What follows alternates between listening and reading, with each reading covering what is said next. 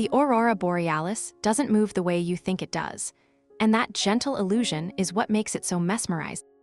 High above the Arctic Circle, somewhere in the thin, cold silence of the upper atmosphere, something is happening right now that most of us will never witness in person.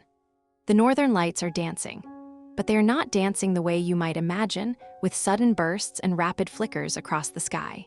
Instead, they move with an almost deliberate slowness, a kind of celestial patience that seems almost designed to calm the mind rather than startle it. To understand this slow dance, we need to step back and think about what the aurora actually is.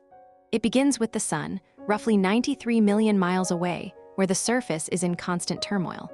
Every second, the sun releases enormous streams of charged particles, electrons, and protons that flow outward in all directions. We call this the solar wind.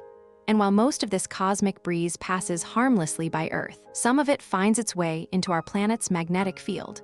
Our magnetic field acts like an invisible shield, wrapping around the planet and guiding these particles toward the poles. Think of it as a vast, invisible funnel. The charged particles spiral down along the magnetic field lines, accelerating as they descend through the atmosphere. And here's where the magic truly begins. When these high-energy particles collide with oxygen and nitrogen molecules high above the Earth's surface, they transfer their energy to those molecules.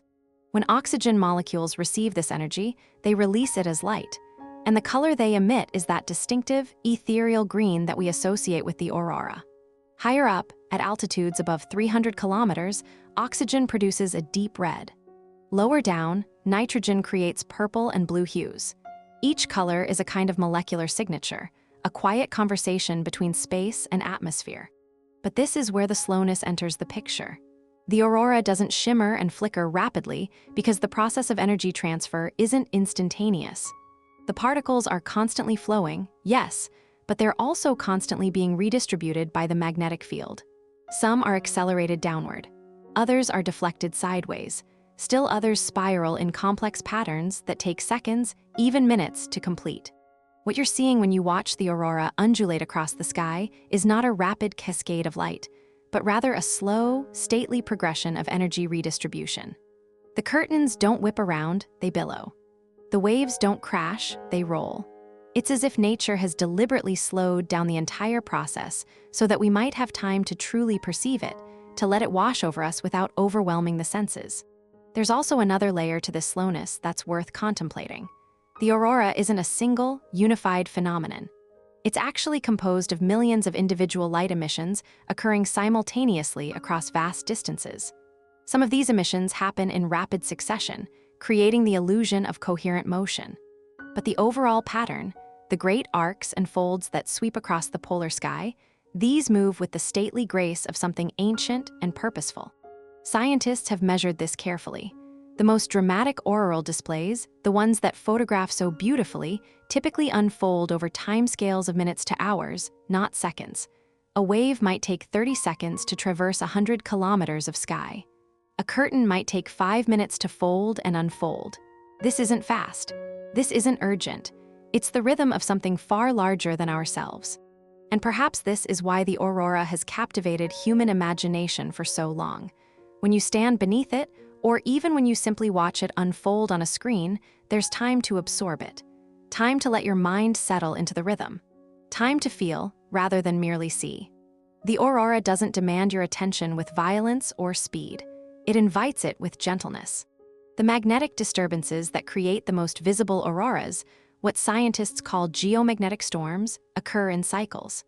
During periods of high solar activity, the sun sends more particles our way, and the aurora becomes more frequent and more intense. But even during the most dramatic storms, that fundamental slowness remains. The dance doesn't speed up. It only becomes more elaborate, more graceful, more intricate. In our modern world, we're accustomed to stimulation that arrives at high speed. Notifications, alerts, flashing screens, our nervous systems have adapted to expect rapid changes in our environment. But the aurora offers something different. It offers a counterbalance, a reminder that profound beauty can unfold at a pace that allows us to truly experience it, to breathe with it, to let our racing thoughts slow down to match its rhythm. The physics beneath the aurora is complex, yes, an intricate dance of particles and fields and molecular transitions. but the experience of witnessing it doesn't require understanding all those details.